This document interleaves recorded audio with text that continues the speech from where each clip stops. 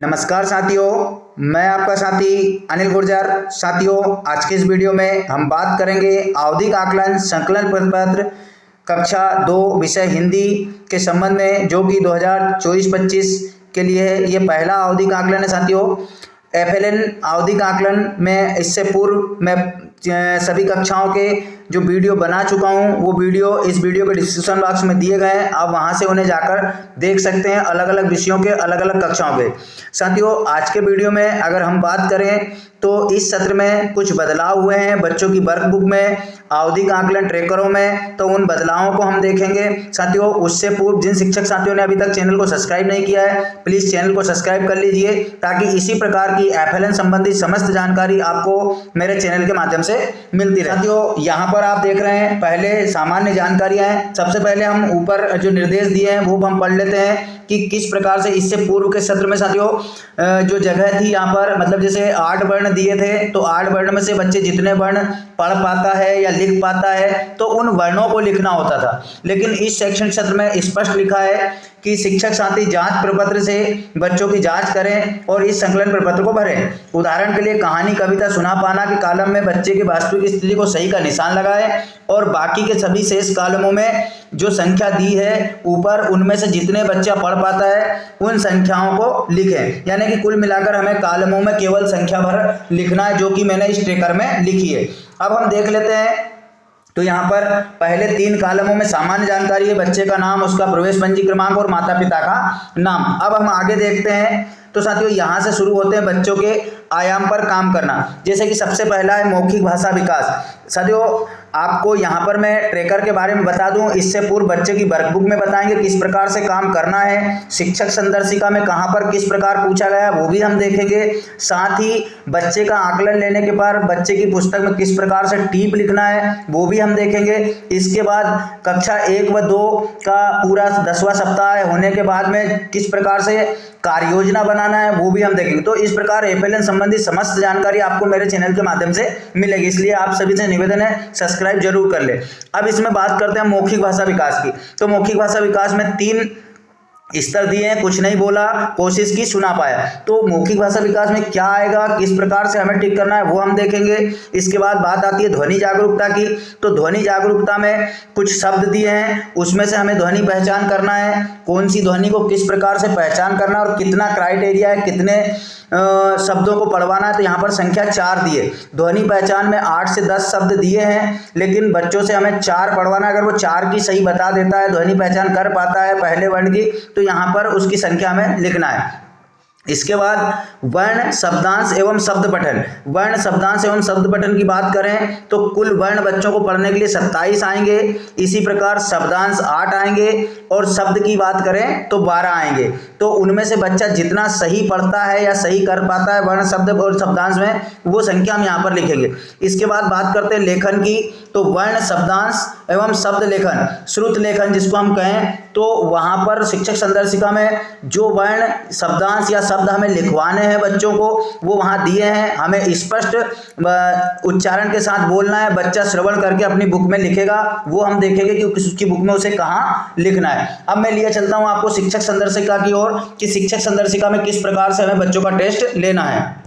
तो साथियों, ये है शिक्षक संदर्शिका, जिसमें कि हमें बच्चों का टेस्ट इसके माध्यम से लेना है। 157 पृष्ठ पे यहाँ पर आप देख रहे हैं पहला ही जो हमारा आयाम था मौखिक भाषा विकास, जिसमें बच्चों से कुछ कहानी, कविता पूछना था। बच्चा पाठ्य से भी बता सकता है, अपने मौखिक तौर पे भी बता सकता है। तो इसमें कुछ नहीं बोला कब टिक करना है, कि बच्चे को जब हम प्रश्न करें कि बच्चा कोई कहानी या कविता सुनाइए और बच्चा हमें कुछ भी जवाब ना दे, तो हमें कुछ नहीं पर टिक करना है। इसी के साथ कोशिश किया में अगर वह 1 आध वाक्य 2 वाक्य सुनाता है तो कोशिश किया में टिक करना है। इसके बाद सुना पाया में, जब बच्चा कविता या कहानी का अधिकतम पार्ट हमें सुना देता है तो उसको सुना पाया में टिक करना है। मतलब तीनों में से 1 टिक आएगा, तीनों में टिक नहीं आएगा। इसके बाद हम बात करते हैं ध्वनि जागरूकता का। हमने देखा था वहाँ पर 4 दिया था ध्वनि जागरूकता में। तो यहाँ पर 8 शब्द दिए गए हैं। 8 में से हमें बच्चों से शब्द बोलना है। हमें जैसे हम पहला शब्द बोले मकान, तो मकान बोलेंगे, उसमें पूछेंगे पहली ध्वनि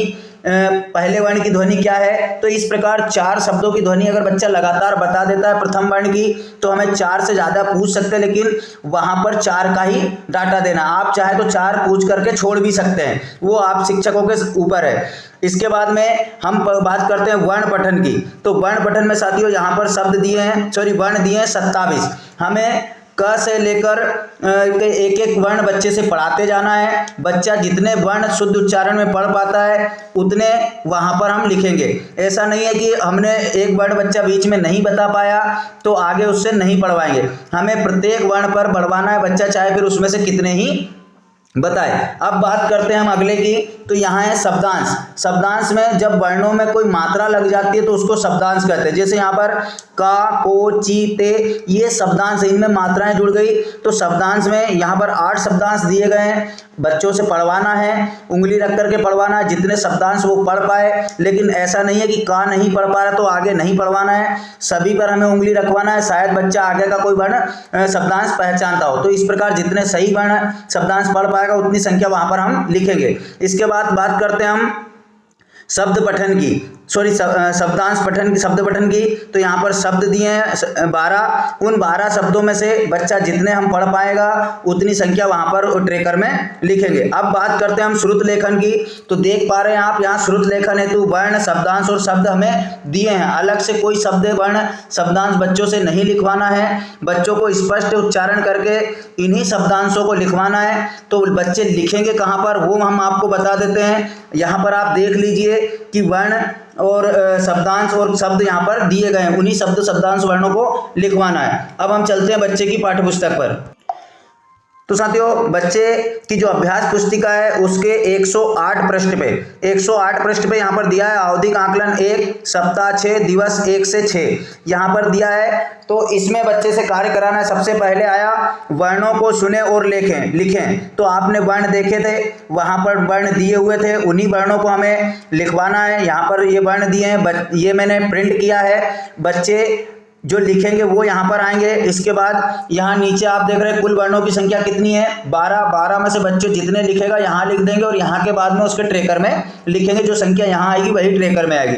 इसके बाद शब्दांश लेखन। शब्दांश की परिभाषा आप जानते हैं, जिन वर्णों में मात्राएं लगी है वो शब्दांश है, वही शब्दांश बोलेंगे जो शिक्षक संदर्शिका में दिए हैं। उनमें से बच्चा जितने लिखेगा वो यहाँ पर लिख देगा बच्चा, उसकी संख्या गिनकर हम नीचे लिखेंगे। आगे बात करते हैं श्रुत लेखन में शब्दों की। तो शब्द भी यहाँ पर 10 शब्द दिए थे लिखन के लिए। 10 शब्दों में से बच्चा जितने शब्द यहाँ पर लिख पाएगा सही, उसकी जांच करेंगे, उनकी संख्या यहाँ लिखेंगे और इसी संख्या को ट्रेकर में भर देंगे। इस प्रकार से आपका ट्रेकर जो है 10वां सप्ताह का कंप्लीट हो जाएगा और बच्चे की वर्कबुक में भी कार्य कंप्लीट हो जाएगा। अब बात करते हैं हम आकलन के आधार पर प्राथमिकताओं की। तो मैं यहाँ पर किसी एक ऐसे बच्चे की जो नहीं कर पा रहा है उसकी प्राथमिकताएं मैंने लिखी है कि शिक्षक किस प्रकार से। साथियों इसके लिए कोई सर्टिफाइड वाक्य नहीं है कि कोई ऊपर से एलोज है जो लिख देंगे हम। यहाँ पर शिक्षक अपनी परिस्थितियों के अनुसार, बच्चे की स्थिति के अनुसार यहाँ पर लिखें, जो भी टिप उसको लिखना है, लेकिन निर्देश ना लिखें। इसमें इस प्रकार से हमें लिखना है कि आगामी 4 दिवसों में हमें ये कार्य कराना है या आगामी समय में बच्चे के इन एलोज को या इन आयामों को कंप्लीट कराने के लिए ये कार्य करना, ये योजना मेरी रहेगी। इस प्रकार से हमें यहाँ पर टिप लिखना है। तो साथियों ये था जो है 10वां आवधिक आकलन कक्षा 2। इसी प्रकार आगे के सभी सप्ताहों के और सभी विषयों के, इस सप्ताह में भी सभी विषयों के FLN से संबंधित जो आवधिक आकलन है उसके वीडियो पाने के लिए आप चैनल को सब्सक्राइब कर लीजिए। साथियों ये है आवधिक आकलन लेने के बाद पाठ योजना के संबंध में निर्देश, जिनको कि हम पाठ योजना के समय पूरा देखेंगे। तो साथियों आपने देखा किस प्रकार से हमने FLN आवधिक आकलन 10वां सप्ताह का हिंदी विषय का जो ट्रेकर है वो पूर्ण किया। आशा है आपको वीडियो समझ आया होगा। तो प्लीज़ वीडियो को लाइक करें, अपने साथी शिक्षकों के ग्रुप में शेयर जरूर करें। तो धन्यवाद साथियों, मिलते हैं इसी प्रकार की नई जानकारी के साथ अगले वीडियो में। तब तक के लिए जय हिंद।